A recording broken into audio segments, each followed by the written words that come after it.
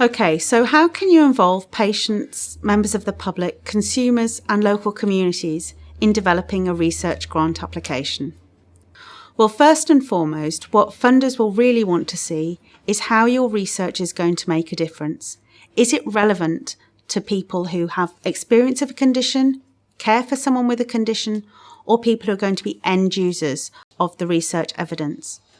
So working with patients, the public and local communities will help you determine whether your research is relevant. Secondly, patients and the public can provide real insights into helping you design your research project. If you're going to recruit participants, you need to make sure that you have enough participants and that what you're asking them to do is acceptable and ethical to them.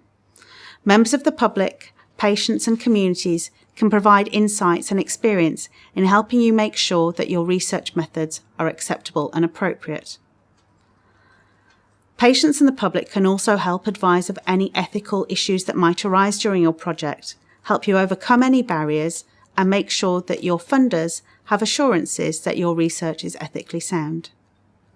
As a researcher or a clinician in research and healthcare improvement, you might have particular outcomes in mind that you want to measure for your research project. But do these align with outcomes that are important to patients and members of the public? In designing your research funding application, you should consider patient and public ideas of what outcomes are important to them.